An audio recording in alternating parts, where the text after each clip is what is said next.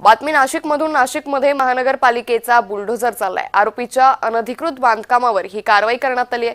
खंडणीखोर प्रकाश लोंढे हा सातपूर गोळीबार प्रकरणातील आरोपी आहे आणि याच आता नाशिकमध्ये सध्या पोलीस ऍक्शन मोडवर आलेले पाहायला मिळत होते। यातच नाशिकमध्ये मनपानं बुलडोझर चालवलेला आहे। आरोपीच्या अनधिकृत इमारतीवरती हा बुलडोझर चालवण्यात आला।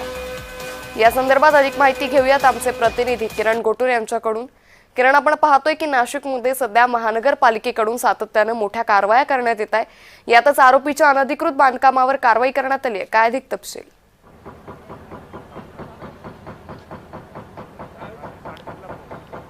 अंकिता, मागच्या काही दिवसांपासून नाशिकमधील वाढत्या गुन्हेगारी संदर्भात नाशिक पोलीस आक्रमक झालेले होते। नाशिकच्या सातपूर भागामध्ये झालेल्या एका गोळीबार प्रकरणी आरपीआयचे नेते प्रकाश लोंढे यांना पोलिसांनी ताब्यात घेतलेले होते आणि त्यांच्या सगळ्या चौकशी दरम्यान नाशिकच्या सातपूर भागामध्ये त्यांची एक जे अनधिकृत जे इमारत आहे हे आढळून आलं आणि त्यानंतर महापालिकेने खरं तर या जे इमारतीला नोटीस दिलेली होती। आज एकूणच या सगळ्या इमारतीवरती बुलडोझर किंवा जे हातोडा हे महापालिका प्रशासनाने मारलेला आहे।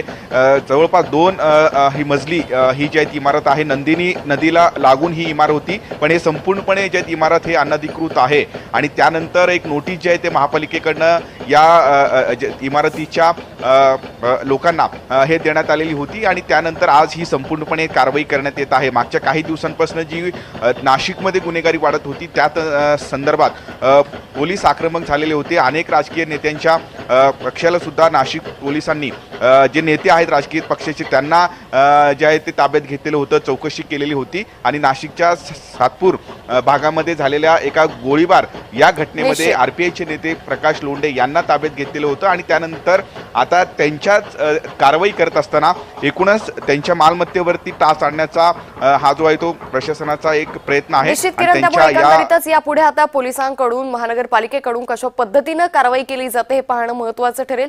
तुर्तास खूप धन्यवाद आपण दिलेल्या सविस्तर माहितीसाठी।